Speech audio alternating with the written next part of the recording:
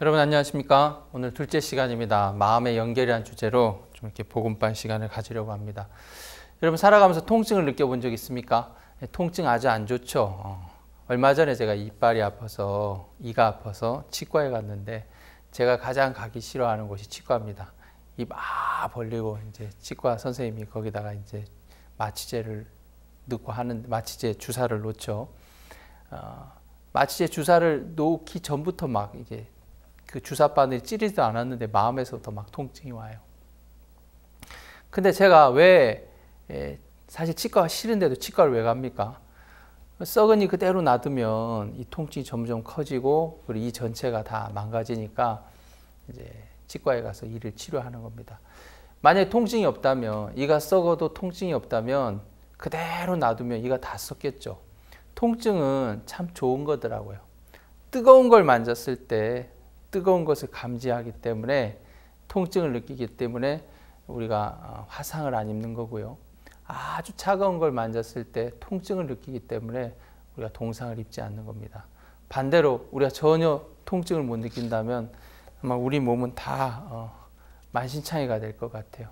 사람들은 쉽게 생각하면 통증이 싫은 것 나쁘다고 생각하는데 통증은 우리 몸의 그 신호더라고요. 이거 지금 잘못되고 있어. 너 이거 고쳐야 돼. 너 조심해야 돼. 신호인데요. 통증은 참 좋은 거예요. 근데 통증을 우리가 어떻게 느낄 수 있냐면 이 신경이 다 연결되어 있기 때문에 통증을 느껴요. 신경이 끊어졌다면 어떤 아픔이 와도 느끼지 못하겠죠.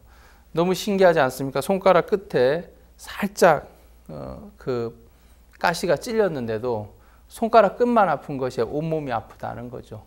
왜 그렇습니까? 신경이 연결돼서 그런 거예요. 신경이 끊어졌다면 손가락이 끊어져 나가도 아마 고통을 못 느낄 거예요. 문둥병이 그렇죠. 손가락이 끊어져 나가도 또 발가락이 끊어져 나가도 코가 이그러져도 통증을 못 느낍니다. 여러분 통증 느끼는 게 좋습니까? 못 느끼는 게 좋습니까? 예, 느끼는 게 좋죠. 예, 느끼는 게 좋아요. 다시 말씀드립니다만 이 통증이라는 것은 신경이 연결됐을 때 느끼는 거예요. 제가 아는 의사분이 있습니다. 실물이 아니고 제가 그림으로 준비했는데요. 실제 이 의사분은 한 연세가 한 70살 정도 되셨는데요. 70세인데 저 거창에서 약국을 해요. 근데 한날은 몸에 미열이 계속 있는 거예요. 한날이 아니고 계속 꾸준히. 희한하다. 내 몸에 열이 있네. 열이 있네. 아들이 성모병원에 있는 내과 의사였어요. 아들아, 내 몸에 열이 있다. 그래서 어머니, 열은 절대 그냥 있는 게 아니에요. 어머니 몸에 무슨 신호, 안 좋다는 신호를 보내는 거예요. 어머니 검사 받아야 돼요. 서울에 있는 병원에 와서 한번 검사 한번 받으세요. 야야, 알았다. 근데 내가 좀 바쁘다. 아들이 간곡하게 부탁하는데도 사실 거창에서 서울까지 그것도 병원 일로 간다는 게 쉽지 않잖아요. 하루 이틀 이제 미뤘어요. 근데 열이 자꾸 떨어지질 않는 거예요. 아들이 또 전화가 왔습니다. 어머니 아직도 몸에 열이 있어요? 그래서 그래, 아직도 약간 열이 있다. 어머니 그거 그냥 놔두면 안 돼요. 병원에 오세요. 오셔서 꼭 검사 맡아야 돼요. 여러분 그거 아세요? 약사분들이 병을 키워서 더 몸을 망치는 거 아십니까? 왜냐하면 약국에는 약들이 많잖아요. 증상을 없애주는 약들이. 그래서 이제 몸에 열이 있거나 뭐 아픔이 있으면 거기 증상에 맞는 약을 쓰다 보니까 근원을 치료하는 것이 아니라 증상만 없애다 보니까 오히려 병을 키우는 경우가 많다 그러더라고요. 그래 이제 아들이 어머니한테 어머니 빨리 오세요. 아무리 급해도 오셔야 됩니다. 자꾸 아들이 그러니까 어머니 갔어요. 가서 그래, 알았다. 내가 오늘 갈게.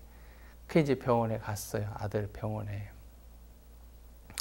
아들이 의사니까 뭐 병원 수속 밟으려면 참 복잡한데 아들이 의사니까 그런 수속 금방 미리 다 아들이 다 해놨더라고요. 이제 가슴에서부터 저 밑으로 발끝까지 다 검사를 했어요. 여자분이다 보니까 여성병이 있을까 싶어서 다 검사를 했는데 깨끗한 거예요. 봐라, 아무 증상도 없잖아. 깨끗하잖아. 어머니 근데 몸에 열이 있다는 건 뭔가 신호인데 가슴 위로 한번 검사해 보면 어떨까요? 그래서 괜찮은데 그래도 한번 검사 한번 해봐요.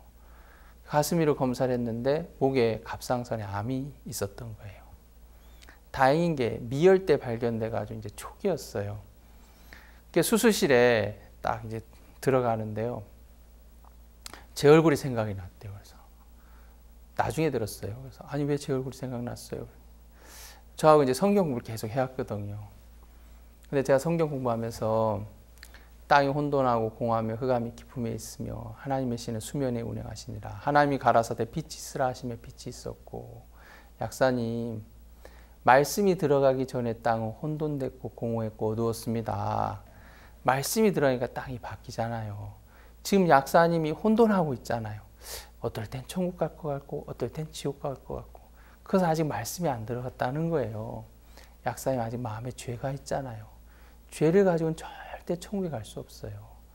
약사님 죄를 꼭 사함 받아야 돼요. 죄가 있으면 절대 하늘나라 못 갑니다. 죄 있는 사람이 가는 곳은 지옥입니다. 평상시 땐 그 얘기를 그냥 이렇게 한쪽 귀로 듣고 크게 마음에 생각을 안 했는데 70이 넘은 나이에 이제 수술실에, 그것도 이제 갑상선 암 이제 수술을 받기 위해서 수술실에 이제 가야 되는데 이제 마취를 해야 되죠. 그때 이제 제 얼굴이 떠올랐다는 거예요. 아, 맞아. 그 젊은 전도사님이 죄가 있으면 지옥 간다 그랬는데 난 아직 마음에 죄가 있는데 내가 만약에 수술 받다 잘못되면 정말 그대로 멸망을 당할 텐데 하나님 수술 잘 되게 해주세요. 내가 수술 잘 되면 나가서 내가 꼭 그 전도사님 만나서 어떻게 죄가 있어지는지 꼭 듣고 싶습니다. 그리고 그 약사님께서 수술을 받았어요.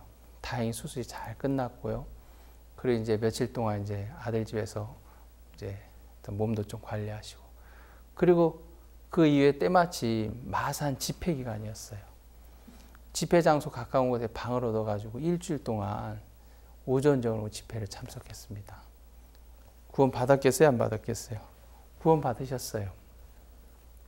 그분이 구원받고 얼마 안 있다가 이제 따님도 구원을 받고 또 이렇게 남편분도 이제 구원을 받게 됐는데요. 제가 정말 잊을 수가 없습니다. 근데 그 약사님 몸에 그 작은 미열, 아드님이 참 지혜롭더라고요. 어머니 열은 절대 그냥 있는 게 아닙니다. 그건 신호입니다. 어머니 꼭 검사 맡아야 돼요. 통증이 좋습니까? 안 좋습니까? 아주 좋은 거예요. 우리 몸에 신호를 보내고 있다는 겁니다. 근데 통증이라는 것은 신경이 연결될 때 느낄 수 있는 거예요. 마음도 그래요. 마음이 연결됐을 때 다른 사람의 마음에 기쁨이 내게도 기쁨이 되고 다른 사람의 슬픔이 내 마음의 슬픔도 되는 거예요. 오늘 참 많은 사람들이 인생을 살아가는데 마음이 끊어진 채로 사는 사람이 너무나 많아요. 여러분 학교에 가보면 아마 이지매, 왕따 이런 말 들어봤을 거예요. 학생을 괴롭히고 또 괴롭힘을 당하는 학생이 있는데 괴롭힘을 당하는 학생들 거의 대부분이 자살 충동을 느낀다 그러더라고요. 그래서 괴롭혔던 학생들 불러 모아요. 너희들 얘 왜 괴롭혔어? 아, 그냥 그랬는데요. 장난으로 그런 건데요. 야, 이 녀석아, 얘는 자살하고 싶었대. 아, 그런 걸로 자살을 해요? 우리 그냥 장난한 건데요. 뭐 그런 걸로 자살하려고 그래요? 내가 상대편을 얼굴에 침을 뱉고 발로 차고 때렸을 때 이 친구의 마음을 느낄 수 있다면, 이 친구의 고통을 느낄 수 있다면 아마 그렇게 못할 것 같아요. 요즘 사람들 마음이 끊어져 있으니까 그냥 다른 사람의 마음이 내 마음에 흘러오질 않는 거예요. 마치 신경이 끊어지면 손가락이 잘라나가도, 발가락이 잘라져 나가도 고통을 못 느끼는 것처럼 마음이 끊어져 있으니까 상대방의 슬픔이 내 마음에 전달이 안 되더라고요. 상대방의 그 어려움이 내 마음에 전달이 안 되는 거예요. 제가 결혼하기 전에는 혼자 있었어요. 결혼하니까 아내가 생기더라고요. 또 세월이 지나니까 아이들이 생기더라고요. 총각이었을 때 혼자 즐거우면 즐거웠어요. 근데 제가 아무리 바깥에서 즐거운 일이 있어도 집에 들어갔을 때 제 아내가 시무룩하면 여보 왜 그래? 그렇게 돼요. 왜 그렇습니까? 마음이 연결돼서 그런 거예요. 무슨 일 있었어? 아무 일도 아니에요. 당신 얼굴이 무슨 일 있는 것 같은데 아무 일도 아니라니까요. 아무 일도 없구나. 알았어. 그런 사람 남편으로 두면 안 돼요. 그런 사람 절대 남편으로 두면 안 돼요. 어떻게 아무 일도 없어 이 사람아. 당신 얼굴에 써있는데 무슨 일이야. 서로 떨어져 있었지만 마음이 하나니까 내 안에 그 근심이 내 마음에도 근심이 되는 거예요. 제 딸은 미국에서 음악 공부를 하고 있는데요. 가끔 이 핸드폰 카카오톡으로 연락을 해요. 어떨 땐 막 해맑게 웃을 때도 있고 어떨 땐 막 울 때도 있어요. 멀리 미국에 떨어져 있지만 딸아이가 웃으면 저도 행복하고요. 딸아이가 눈물을 흘리면 얘에게 무슨 일이 있나 어려움이 있나 근심이 돼요. 그리고 교제하게 되고 같이 기도하게 되는데 그럼 마음이라는 건 하나님께 연결시키게 만들어 놨어요. 내 마음이 연결될 때 다른 사람의 슬픔이 내 마음에 흘러오고 다른 사람의 기쁨이 내 마음에 흘러 들어오는 거예요. 여담입니다만 제가 아는 자매님이 있었는데 이 자매님 아이가 있었어요. 누구나 다 아이가 있겠죠. 결혼해서 아이를 낳았는데 저에게 문자가 왔는데 목사님 장례 예배 좀 와주세요. 장례 예배? 무슨 장례 예배지? 어머니가 돌아가셨나? 어머니가 그렇게 돌아가실 나이는 아니신데 하고 자세히 보니까 어머니가 돌아가셨다는 게 아니라 딸아이가 세상을 떠났다는 이야기였어요. 이 아이 돌도 안 됐을 텐데 돌도 안 된 아이가 세상을 떠난 거예요. 그 장례식에 와달라 그러더라고요. 제가 차를 몰고 이제 장례식장을 가는데 제가 말씀을 전해야 되는데 무슨 말씀을 전할까 고민이 됐어요. 나이가 80이 되고 90이 돼서 주님 품에 간 분들한테는 참 내가 기쁨이고 물론 마음에 슬픔도 있지만 그래도 하나님 앞에 구원받고 이렇게 하늘나라 가셔서 이렇게 할 이야기들이 있는데 이제 1살도 안 된 아이가 세상을 떠났다고 하니까 가서 무슨 이야기를 하지? 근심이 되더라고요. 그래 이제 갔어요.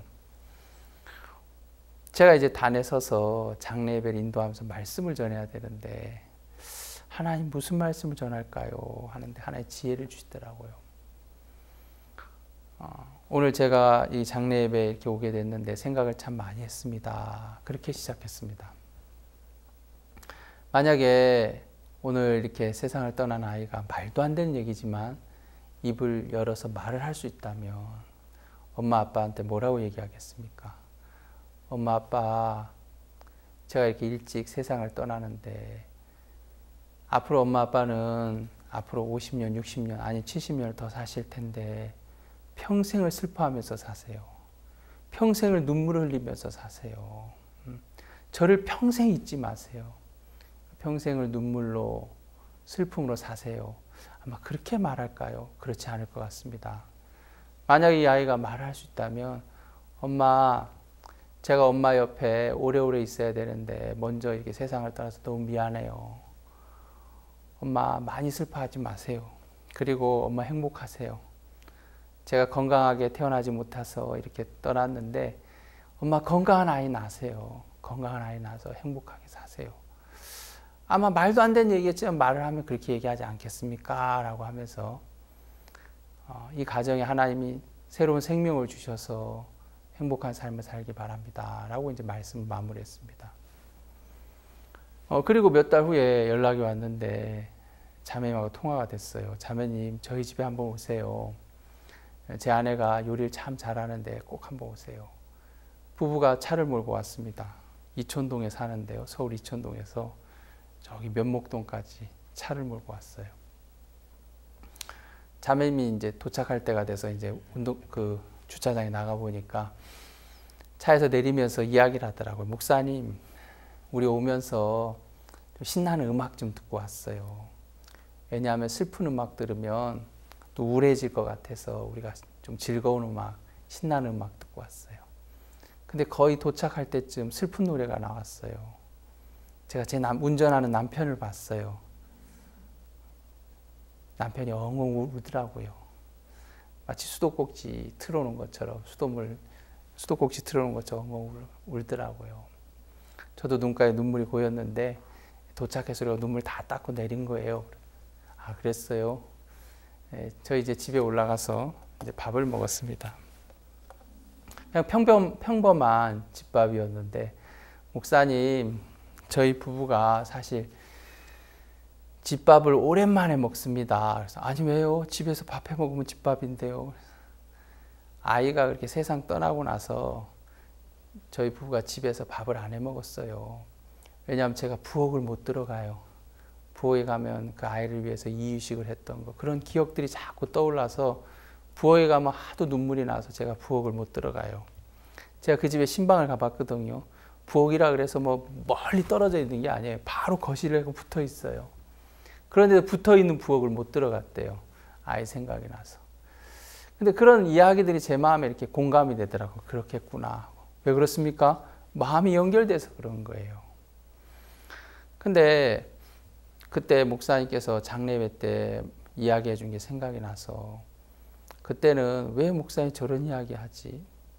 우리 아이가 세상을 떠났는데 뭐 또 아이를 낳으란 얘기를 하지 그랬는데, 저희가 곰곰이 생각하면서 그래, 하나님께서 우리에게 건강한 아이를 주시겠다, 그 마음이 들어서 우리 다시 아이 가지려고 그럽니다.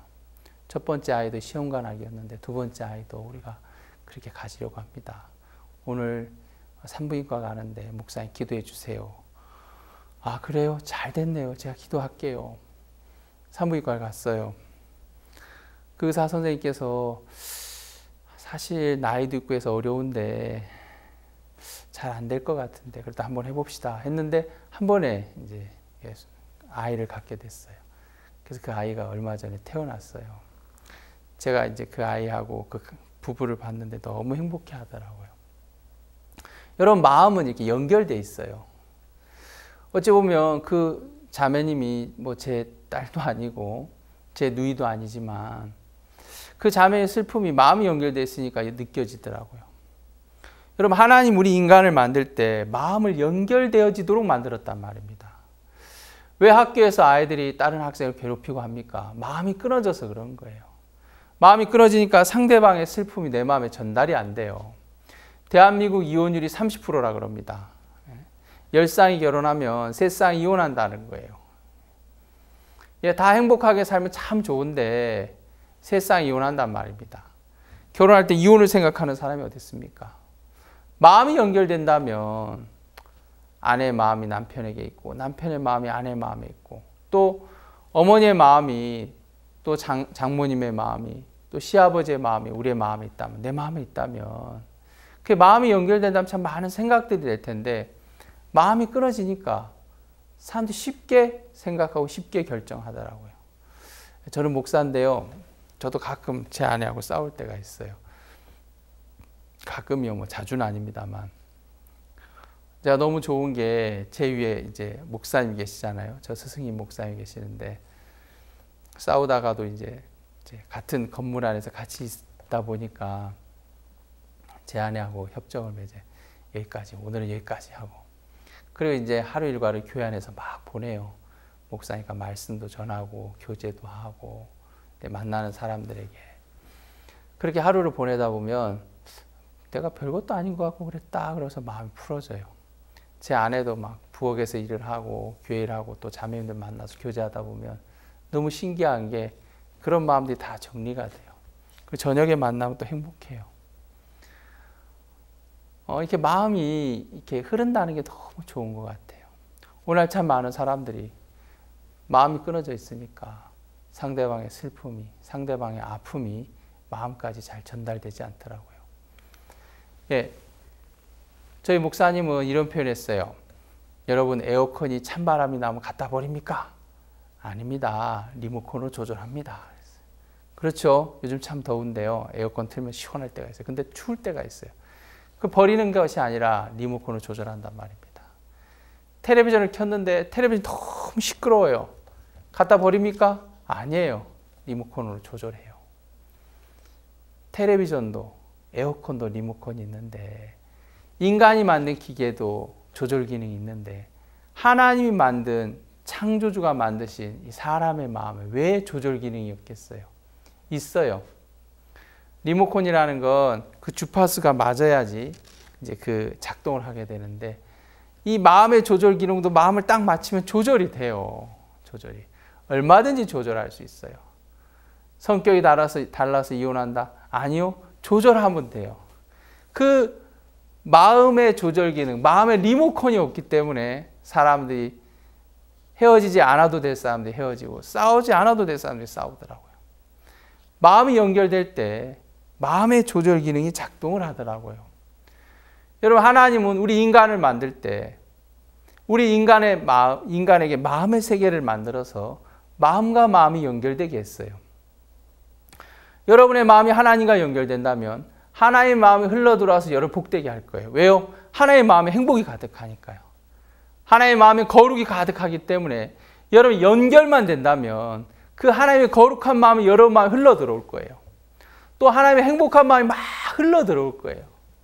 마치 둘째 아들이 아버지와 마음이 딱 연결되니까 제일 좋은 옷을 내어다 입혀라. 손에 가락지를 껴라. 발에 신을 신겨라. 그리고 우리가 살찌 송아지를 잡자. 내가 이 아들을 잃었다 얻었다 하면서 큰 잔치를 베풀더라고요. 여러분, 그 아들이 아버지와 마음이 끊어졌을 때는 어둠이고 슬픔이고 절망이고 죽음이었는데 아버지와 마음 하나만 연결했을 뿐인데 그가 무엇을 잘한 것이 아니라 마음 하나만 딱 연결해서 내가 하늘과 아버지께 죄를 얻었사오니 하면서 이제는 아버지의 아들이라 일컬음을 감당치 못하겠나이다 하고 아버지하고 마음 하나 연결했는데 아버지의 모든 것이 아들의 것이 되더라고요. 여러분, 그렇습니다. 우리가 무엇을 잘해야 되는 것이 아니에요. 하나님과 마음만 연결된다면 하나님은 하늘에 속한 모든 걸 주고 싶어 해요. 최요한 형제가 간증 참 많이 들었어요. 최요한 형제가 아프리카산 정갈에 물려서 막 죽어갔을 때 목사님 요한이한테 전화를 했죠. 요한아, 너는 아프리카산 정갈에 물렸어. 독이 온몸에 퍼졌어. 너는 새 힘이 필요해. 내가 오늘 아침에 이사야 말씀을 읽었는데 여호와를 앙망하는 자마다 하나님 새 힘을 준다 그랬어. 네 마음에 하나님의 힘을 들어가면 그 힘이 너로 하여금 전갈의 독을 이기게 할 거야. 요한아, 알겠어? 너 여호와를 앙망해. 너 하나님을 바라봐. 하나님을 구해. 그러면 하나님 너에게 새 힘을 준다 그랬어. 왜 그렇습니까? 우리가 하나님과 마음을 맞춰보면 하나님 우리가 망하길 원하지 않고 우리가 멸망당하지 원하지 않고 하나님 우리가 죄 가운데 병 가운데 무너지길 원하지 않기 때문에 하나님의 그 새 마음이 새 힘이 우리 마음에 흘러들어와서 우리를 살게 하고 행복하게 하더라는 거예요. 이 아이가 좀 옆으로 갔습니다만 여러분, 텔레비전이나 에어컨도 리모컨이 있어서 조절하는 것처럼 이 마음도 조절 기능이 있는 거예요. 그 조절 기능은 마음이 연결됐을 때 그 조절 기능이 작동을 하더라고요. 2차 대전 때 있었던 이야기를 좀 하고 싶은데요. 2차 대전 때 참 많은 사람이 죽었어요. 6천만 명에서 8,500만 명의 사람들이 죽었다 그러더라고요. 근데 전쟁이 일어나면 꼭 군인보다도 민간인이 참 많이 죽게 돼요. 민간인이 많이 죽게 되다 보니까 이제 당연한 얘기겠지만 많은 고아들이 생기게 됩니다. 실제 있었던 이야기인데요.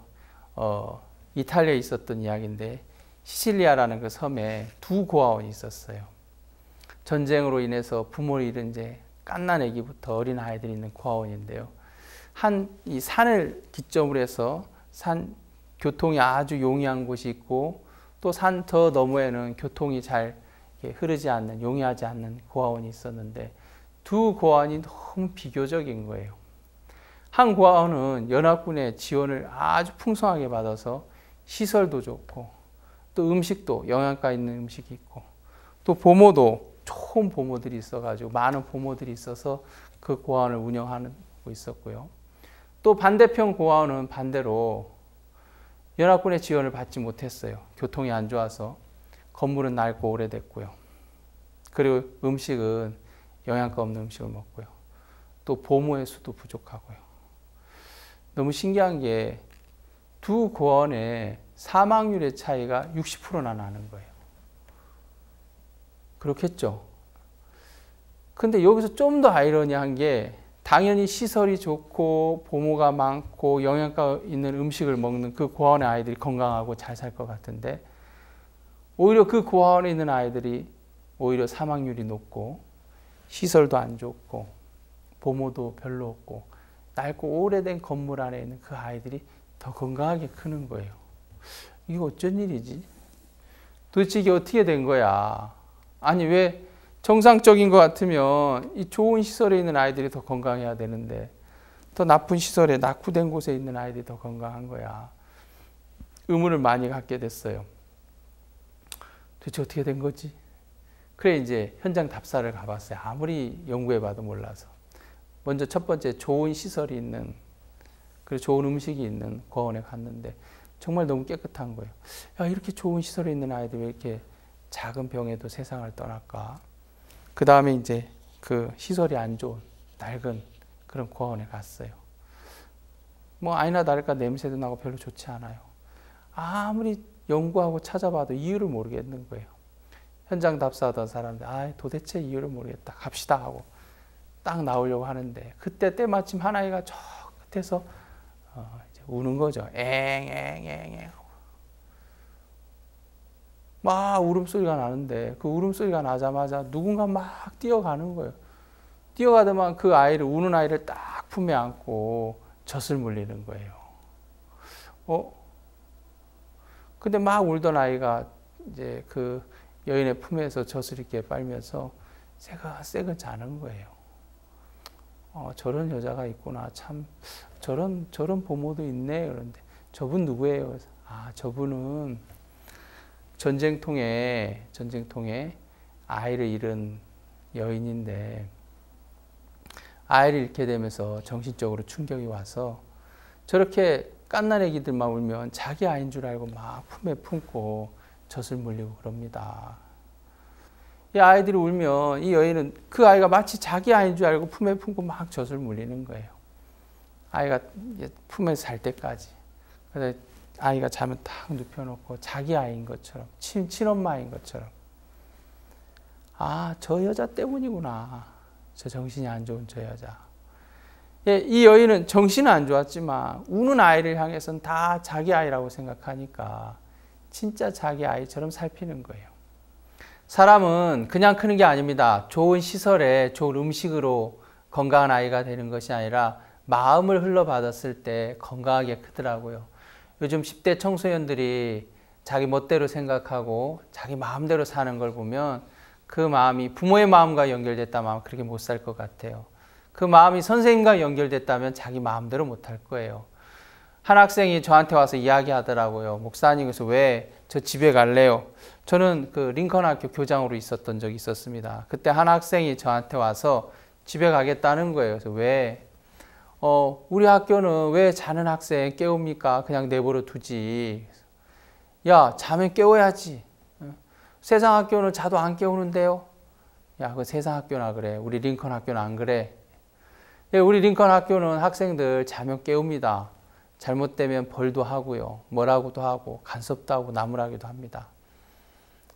시험 문제 봐서 틀리면 거기에 대한 벌도 하고요. 뭐 때리거나 이러진 않습니다만 거기에 상응하게 뭐 시험 그 깜지라 그러죠. 단어를 많이 쓰게 한다든가 또 수업 시간에 자면 흔들어 깨우든가 그래요.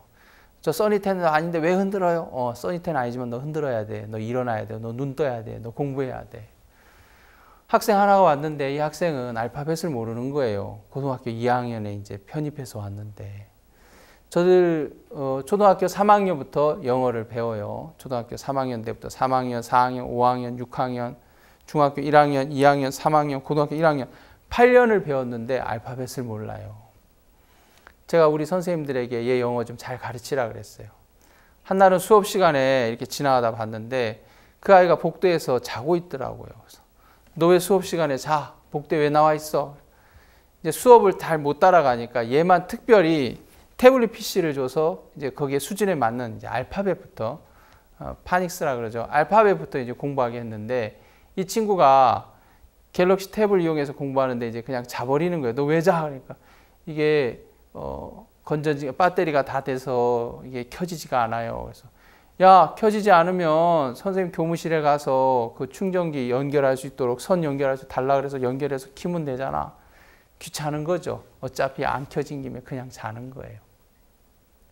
제가 영어과 선생님들 다 불렀어요. 선생님들 왜 이 아이 방치합니까? 이 아이가 영어 공부를 못하는 이유는 학교 책임이 50%고 이 아이 책임이 50%입니다. 이 아이는 공부하기 싫었고 학교는 공부하기 싫으네 못하러 공부해 그래 시키지 말자고 학교가 포기했고 포기한 학교가 50% 책임이 있는 거고 포기해버린 이 학생도 50% 책임이 있습니다.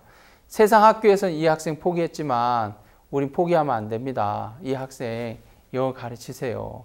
공부하라고 그냥 이렇게 혼자 하라고 내 던져놓지 말고 선생님 한 분이 딱 붙어서 개인 지도하고 가르치세요. 그랬어요. 그래 이제 선생님들이 한 분 한 분씩 돌아가면서 그 학생 가르치기 시작했어요. 한날은 제가 어디 갔다 왔는데 저한테 막 뛰어와서 목사님 왜? 그래서 저 알파벳 쓸 줄 알아요 그러더라고요. 너 정말 쓸 줄 알아? 그래서 D까지 쓸 줄 알아요 그러더라고요. 여러분 8년 동안 영어 공부했는데 알파벳 하나도 못 쓴 학생이 며칠 만에 D까지 쓴다는 거예요. 그래? 너 그러면 교장실로 와봐. 그래서 한번 써봐. 그러니까 A, B, C, D를 쓰더라고요. 그러면서 되게 흐뭇해 하더라고요. 목사님 그래서 왜? 저 소문자도 쓸 줄 알아요. 써봐. 그러니까 소문자로 그 밑에 A, B, C, D를 쓰더라고요. 너 참 잘한다. 그러더만 씩 웃으면서 엔트 그래요. 그래서 또 엔트도 알아? 개미. 그래서 그래 엔트 영화도 있잖아. 앤트맨, 배트맨, 슈퍼맨 그 엔트야. 근데 배트맨하고 슈퍼맨 왜 사이가 안 좋아요? 그래서 그건 내가 모르겠다. 예, 엔트를 얘기하더라고요. 그러더만 또 버스 그래 버스는 B지. 그러니까 예. 좀 있으니까 도구 그래요. 도구? 너 도구 쓸 줄 알아? 쓸 줄 알아요. 그래서 DOOG를 쓰더라고요. 이상하다. 도구가 DOOG야? 목사님 학교 다닐 땐 DOOG 아니었는데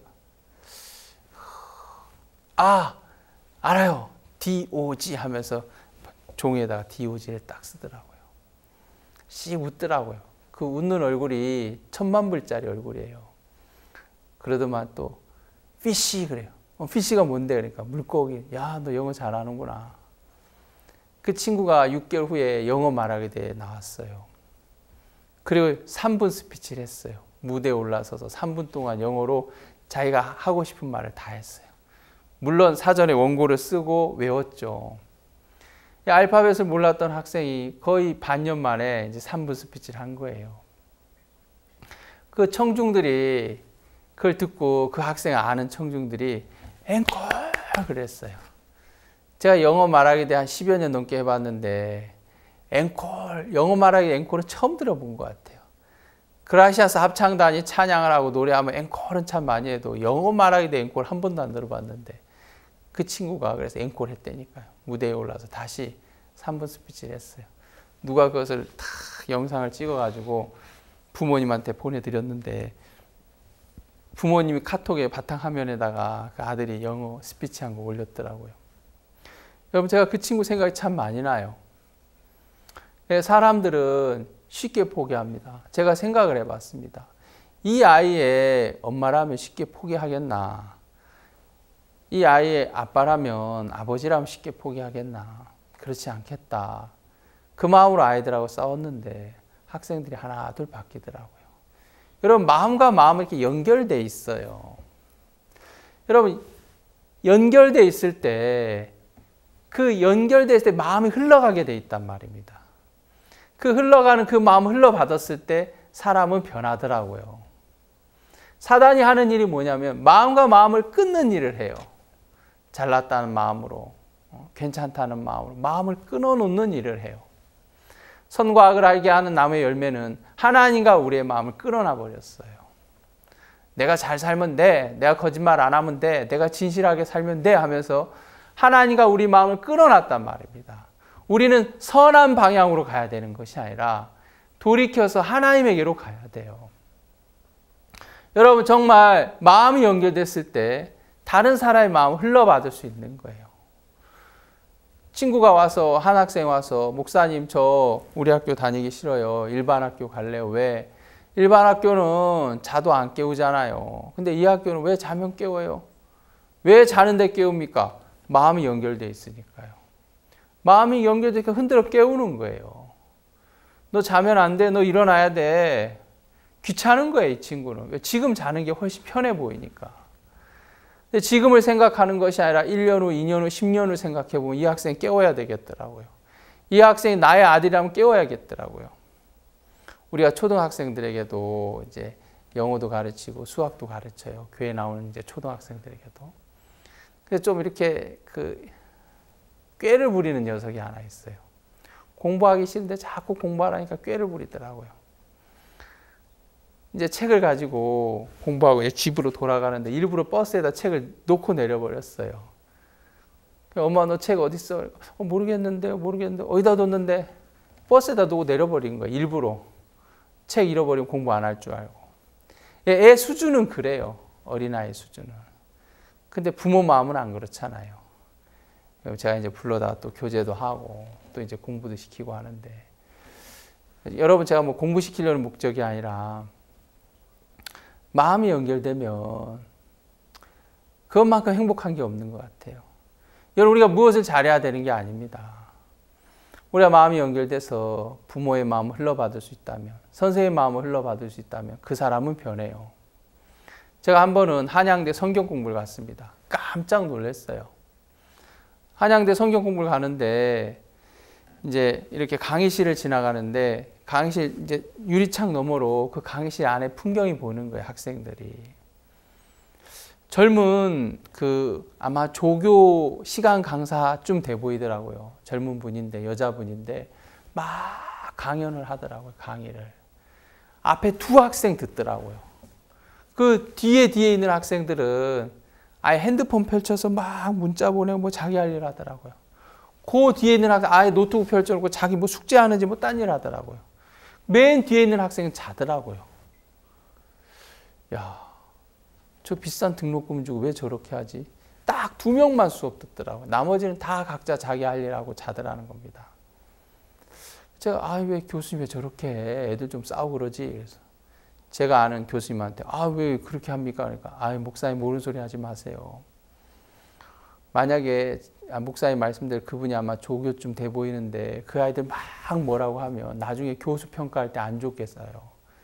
강의도 제대로 준비 안 해놓고 학생들에게만 뭐라고 떠든다. 그렇게 나쁘게 쓰기 때문에 조교들이 아이들한테 함부로 못합니다. 참 내가 그 이야기 듣는데 참 우리나라 교육이 조금 한심스럽더라고요. 여러분 학생들 마음에 잘났다는 마음 하나 들어가니까 그 앞에 있는 그 교수님을 무시하더라고요. 여러분 시간 강사가 됐든 뭐가 됐든 대학교 한양대에 나와서 강사로 강연할 정도 되면 아무려면 그 학생들보다 못났겠습니까? 그래도 괜찮은 분이고 훌륭한 분인데 학생들 마음에 이건 교양 과목이야. 이건 안 들어도 돼. 나중에 시험 때면은 뭐 옆에 그 친구가 쓴 거 빌리면 되지. 뭐 베껴 쓰면 되지. 그 마음으로 공부를 하는지 어쩐지 모르겠지만 그 마음 중심에 들어가 보면 그 교수님 무시하는 마음이 있어요. 왜 무시합니까? 자기가 잘났다는 마음이 있으니까요. 여러분 사람들 마음의 세계를 잘 모릅니다. 그냥 살면 되는 줄 알아요. 그냥 공부하면 되는 줄 알고 그냥 좋은 직장 가면 되는 줄 알아요. 여러분 그냥 공부해야 되고 좋은 직장 가야 되는 것이 아닙니다. 열심히 무엇을 해야 되는 것이 아니에요. 여러분 성경을 통해서 이 마음의 세계를 배워야 돼요. 그래서 마음이 연결되는 걸 배워야 돼요. 그렇게 마음이 연결되면 신경이 연결됐을 때 내 몸의 한 부분에 통증이 오면 온몸이 느끼는 것처럼 마음이 연결되면 아버지의 고통이 어머니의 고통이 나의 고통이 되고 나의 슬픔이 되기 때문에 아버지와 한 마음으로 살 수 있는 거예요. 제가 원주에 있을 때 전도사로 있을 때요. 한 번은 이렇게 전도를 나갔어요. 4분이 모여서 동양화 공부를 하더라고요. 48장의 동양화 아세요? 뭐냐 이제 화투인데 그래갖고 막 열심히 공부를 하더라고요. 막 쳐다면서 제가 이제 전도하러 왔다 그러니까 전도사 양반 왔습니까? 거기 추운데 고생이 많습니다. 그러면서 4분이서 열심히 화투를 치시더라고요. 저도 이제 춥고 그래서 한쪽에 앉아 있었는데 전도할 목적으로 좀 틈을 찾아서 좀 이렇게 말씀을 그래도 조금 얘기해 보려고 앉아 있는데 한 분이 그러더라고요. 김집사 뭐해? 빨리 해. 그러더라고요. 알았어 이 집사. 보니까 교회 다니는 분들이 있더라고요. 열심히 화투를 치시던데 한 분이 저한테 아이고 전도사 양반 고생 많이 하는데 이거 한번 읽어봐 그러면서 책을 하나 딱 던져줘요. 시집이더라고요. 그래서 딱 한 군데 펼쳐서 여기 한번 읽어봐. 제가 딱 보니까 시상이 아주 매서운 추운 겨울날 온 세상이 눈밖에 없는데 거기에 꽃 하나가 가련하게 피어 있는 시 내용이 그 내용이에요. 그래서 딱 읽었죠. 전도사 양반 그거 읽으니까 좀 어떤 느낌이 와? 그래서 뭔가 이렇게 애틋하고 가련하고 뭐 숭고하고 좀 이런 게 느껴집니다. 아 그래? 제대로 읽었네. 내가 지금 그런 사랑을 하고 있어. 예? 제가 보니까 50 훨씬 넘어 보이는 연세인데 내가 요즘 그런 사랑을 하고 있어. 순결하고 애틋하고 간절한 사랑을 하고 있어. 내가 그거를 시로 표현한 거야. 그래서 아 그러세요? 근데 그 대상이 내 아내가 아니야. 그래서 예? 다른 아가씨야. 그래서 그거 나쁜 건데요.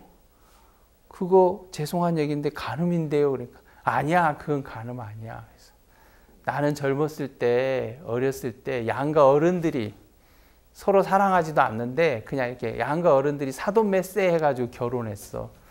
그래서 우린 서로 사랑하지도 않는데 결혼했어. 어쩔 수 없이 살아가는데 내가 요즘 정말 사랑을 찾았어. 내가 그래서 지금 그런 사랑을 하고 있어.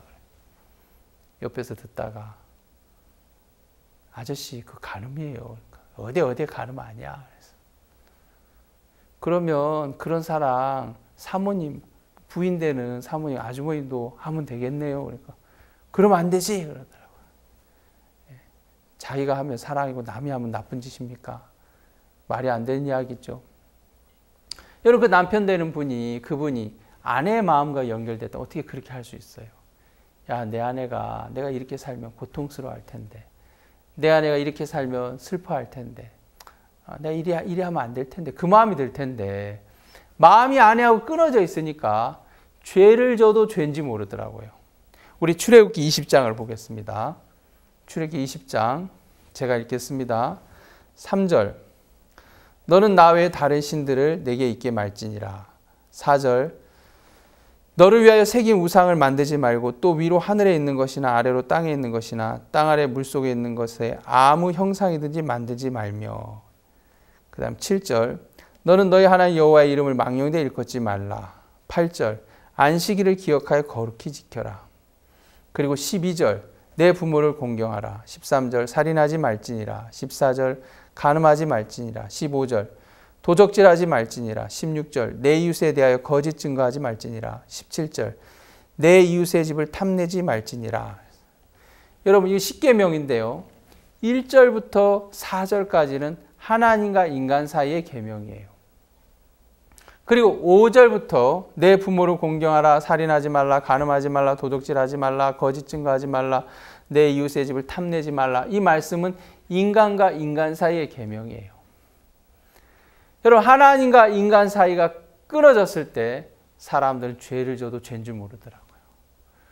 그리고 사람과 사람 사이 마음이 끊어졌을 때 죄를 져도 죄인 줄 모르는 거예요. 언제 우리가 죄의식을 갖게 됩니까? 마음이 연결될 때 아 이게 죄구나, 이게 악이구나, 그걸 깨닫는 거예요. 1계명부터 4계명은 하나님과 인간 사이의 계명이에요. 그렇기 때문에 하나님을 믿지 않는 사람들은 안식일을 어긴다고 해서 죄의식을 갖지 않아요. 하나님을 믿지 않는 사람, 하나님과 마음이 끊어진 사람은 우상을 섬긴다고 해서 죄의식을 갖지 않아요. 부처를 믿는 분들이 부처님 앞에 절을 한다고 해서 죄의식을 못 느껴요. 왜요? 하나님과 마음의 관계가 없기 때문에요. 하나님과 끊어졌기 때문에 그렇습니다. 똑같습니다. 사람과 사람이 마음이 연결됐을 때 그때 우리는 죄의식을 갖게 되는데 마음이 끊어지면 죄를 져도 죄인지 모르는 마음이 무뎌지는 거죠. 요한복음 8장에 한 여자가 간음하다 현장에 잡혔습니다. 이 여자 마음에 음란한 마음이 있었어요. 음란한 마음이 있다고 다 죄를 짓는 건 아니에요. 근데 그 마음에 음란한 마음이 이 여자를 끌고 가는 거예요. 안 돼. 이렇게 하면 안 돼. 큰일 나. 잡히면 큰일 나. 부끄러운 거야. 수치를 당하는 거야. 뭐 어쩔 수 없지 뭐. 괜찮아. 아마 두 가지 마음들이 막 싸웠을 것 같아요. 목사님께서 그 얘기를 하더라고요. 한 산부인과 의사를 만났는데 그분이 요즘 중학생, 여학생들 가운데도 낙태하는 학생들이 있습니다. 그래서 박옥 선생님 깜짝 놀랐어요. 아니, 그랬어요? 그래요? 요즘 학생들이 그래요? 예, 목사님. 요즘 중학생 가운데도 낙태 수술하는 학생들이 있어요. 그 이야기 듣고 목사님 깜짝 놀라셔서 야, 우리 학생들 우리가 키워야겠다. 그래서 중학교 링컨을 만든 거예요. 이 가운데 링컨 학생들도 있을 거예요. 세상이 죄를 져도 죄인 줄 모르는 거예요. 왜 그렇습니까? 마음이 끊어져서 그런 거예요. 내가 정말 이런 삶을 산다면 우리 어머니 마음이 어떨까? 우리 아빠 마음이 어떨까? 그걸 생각한다면 어떻게 쉽게 나를 죄 가운데 던질 수 있습니까? 간음이라는 것, 성경이 말하는 엄밀한 간음은 남편이 있는 여자가 다른 남자하고 잠자리를 했을 때 그걸 간음이라 그래요. 예, 요한복음 8장에 정말 부끄러운 여자죠. 이 여자 처음부터 그런 마음을 갖지는 않았을 거예요. 이 여자도 10살 때가 있을 거예요. 10살 때 꿈이 있었겠죠. 너 꿈이 뭐니? 그럼 저는 의사가 될 거예요. 저는 간호사가 될 거예요. 저는 좋은 엄마가 될 거예요. 저는 선생님이 될 거예요. 그런 꿈을 갖지. 저는 나중에 커서 나쁜 짓을 해서 돌에 맞아 죽을 거예요. 그런 꿈을 꾸는 사람 아무도 없을 거예요. 실제로 한 20년 전입니까? 어떤 기자가 조사를 했답니다. 강남구에 있는 초등학교를 갔고 또 강북에 있는 한 초등학교를 갔어요. 지금은 서울이 좀 고르게 발전했지만 한 20, 30년 전에는 강남은 아주 발전했고 강북 쪽은 조금 발전이 늦었어요. 강남에 사는 초등학교 학생들이 질문했습니다. 너희들 여름방학이나 겨울방학 때 해외여행 갔다 온 경험 있는 사람 손들어 보세요. 그러니까 다 손들더래요. 강북에 있는 그 초등학교 학생들한테 물어봤어요. 해외여행 가본 사람 하니까 한두 명 이렇게 손들더라는 겁니다. 여러분 가운데 과외하는 학생 있습니까? 집에 선생님 직접 방문해서 과외하는 선생님들, 과외하는 학생 있습니까? 예, 강남에 있는 그 초등학생 다 손을 들더래요. 여러분 그 빨간 펜 그런 거 말고요. 구몬학습 말고요. 선생님 직접 와서 한 달에 뭐 30만 원, 100만 원 이런 고액과예요. 강북구에 있는 한 학교, 초등학교 같은 학교에 질문하니까 고액과에 하는 학생이 거의 없어요. 그리고 꿈을 물어봤어요. 여러분 이 다음에 커서 뭐가 되고 싶습니까? 강남에 있는 학생 꿈이 너무 선명하고 구체적이더래요. 저는 의사가 되고 싶습니다. 저는 변호사가 되고 싶습니다. 저는 피아니스트가 되고 싶습니다. 저는 회계사가 되고 싶습니다. 저는 자연 과학 분야의 박사가 되고 싶습니다. 꿈이 너무 선명해요. 강북구에 있는 아이한테 물었어요. 너희들 꿈이 뭐니? 저는 간호사가 될래요. 저는 좋은 엄마가 될래요. 전 교사가 될래요. 그 꿈이 나쁘다는 건 아닌데요. 꿈이 좀 이렇게 어떻게 표현해야 됩니까? 좀 겸손한 꿈이죠. 예, 겸손한 꿈이든 좋은 꿈이든 좀 부자인 엄마 아빠를 부자로 둔 아이들은 아마 좋은 걸 많이 보나 봐요. 또 좋은 교육들을 많이 받나 봐요. 그래서 꿈들이 정말 선명하고 구체적인데 맞벌이 부모를 가진 아이들은 이제 엄마 아빠가 마음을 많이 못 쓰니까 꿈이 조금 작은 것 같아요. 물론 커가면서 그 꿈도 바뀌겠습니다만. 근데 여하튼 양쪽 다 저는 나중에 커서 저렇게 요한복음 8장에 나오는 여자처럼 나쁜 짓 해가지고 돌에 맞아 죽을 거예요. 그런 꿈을 꾸는 사람은 한 명도 없단 말입니다. 한 명도. 단 한 명도 없어요. 근데 이 여자를 보니까 죄를 졌고 사람들에게 부끄러움을 당하고 수치를 당하고 끌려오는 여자가 되더라고요. 왜 그렇습니까? 마음이 끊어져서 그런 거예요. 여러분 죄는 하나님과 마음이 끊어졌을 때, 사람과 마음이 끊어졌을 때, 이웃과 마음이 끊어졌을 때, 내가 잘났다는 마음을 가졌을 때, 내 마음을 따라갈 때 사람들이 죄 가운데 빠지더라고요. 조심하면 되지. 안 들키면 되지. 표 안 나게 안 들키면 되잖아. 그 마음 하나가 이 여자를 죄 가운데로 끌고 가더라고요. 결국 이 여자가 죄를 짓고 사람들에게 잡혀서 끌려오게 됐어요. 누구한테 끌려왔습니까? 예. 마치 사람들이 이 여자를 끌고 오는 것처럼 보이지만 엄밀히 말하면 법이 이 여자를 끌고 오더라고요. 너 끊어진 마음으로 산 게 죄야.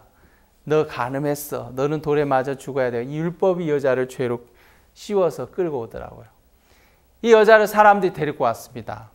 그리고 사람들이 예수님 앞에 이 여자를 탁 내밀면서 예수님 앞에 밀어내면서 모세는 율법에 이런 여자를 돌로 치라고 명하였거니와 선생은 어떻게 말하겠나이까? 당당하게 얘기하죠. 선생님, 이 여자 가늠하다 현장에 잡혔습니다. 우리의 추측이 아니라 현장에 잡혔습니다.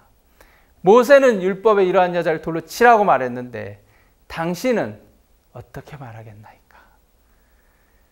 이 짧은 내용이지만 이 여자를 끌고 온 사람들의 마음에 보면 이 더러운 여자, 이 음란한 여자, 이 약한 여자, 이 여자는 돌로 때려 죽여야 돼. 그 마음이 가득 차 있는 거예요.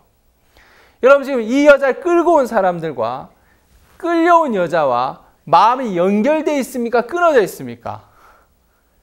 여러분이 봤을 때 연결되어 있어요? 끊어져 있어요? 끊어져 있더라고요. 저 여자는 돌로 때려 죽여야 돼. 가만 놔두면 안 돼. 저 더러운 여자야. 음란한 여자야. 예수님도 이 여자를 봤어요. 예수님도 만약 이 여자랑 마음이 끊어져 있다면 그래.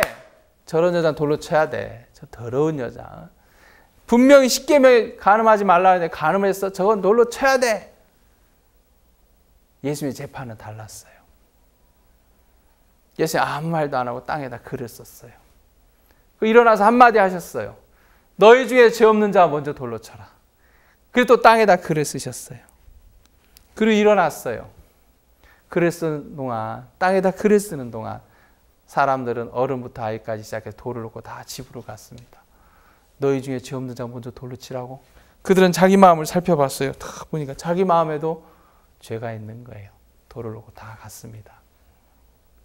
예수님 고개 들고 두려워 보니까 아무도 없어요. 여자여, 너를 정죄한 자가 어디 있느냐? 그 전까지 여자 마음에 두려움 속에 절망 속에 이제 돌들이 날라와서 나를 죽게 하겠구나 하면서 다 고개를 숙이고 있는데 여자여, 너를 정죄한 자가 어디 있느냐? 고개를 탁 들었단 말입니다. 아무도 없는 거예요. 주여 없나이다. 그때 예수님 뭐라 그렇습니까? 나도 너를 정죄하지 아니하노니 그러더라고요. 저는 제가 이 말씀을 대하면서 한 여자가 간음하다 현장에 잡혔는데 예수님의 마음과 그 여자를 끌고 온 사람의 마음이 다르더라는 거예요.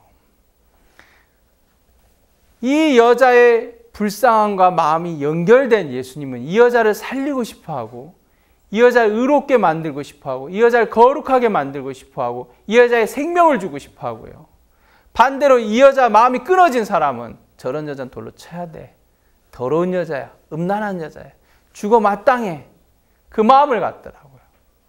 여러분 누구의 마음과 연결되느냐가 진짜 중요하더라고요. 여러분 죄를 졌습니까? 여러분 마음에 죄가 있습니까? 저는 너무 감사한 게 여러분을 향해서 갖고 있는 하나님의 마음이 있는 거예요. 여러분을 향해서 갖고 있는 예수님의 마음이 있는 거예요. 예수님 여러분을 살리고 싶어하고 예수님 여러분을 행복하게 해주고 싶어하고 예수님 여러분 의롭게 만드시고 싶으신 분이 예수님이에요.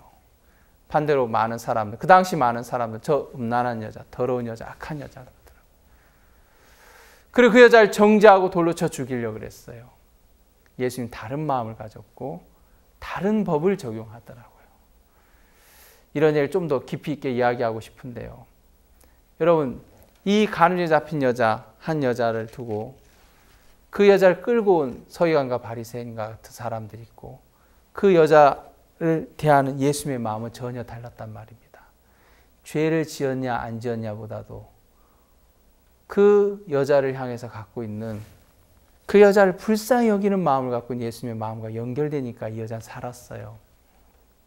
여러분 마음에 혹 죄가 있을지라도 여러분 마음에 좀 어둠이 있을지라도 예수의 마음과 연결된다면 여러분이 생명을 얻게 되고 의롭게 되고 거룩하게 될 줄 믿습니다. 우리가 죄를 안 지어서 의롭게 되는 것이 아닙니다. 죄를 안 지어서 의롭게 되는 사람 지구상에 한 명도 없습니다. 여러분 제가 드리는 이야기는 죄를 막 지으라는 얘기도 아닙니다. 이미 지은 죄로 충분합니다. 여러분 어떤 죄를 지었다 할지라도 예수님의 마음과 연결된다면 여러분 의롭게 되고 거룩하게 됩니다. 오늘 요한복음 8장에 나오는 간우증에 잡힌 여자처럼 말입니다. 여러분, 이 아이가 좀 어렵게 들릴지 모르겠는데요.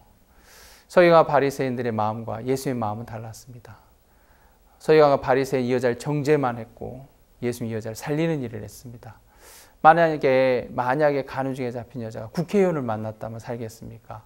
대통령을 만나면 살겠습니까? 경찰을 만나면 살겠습니까?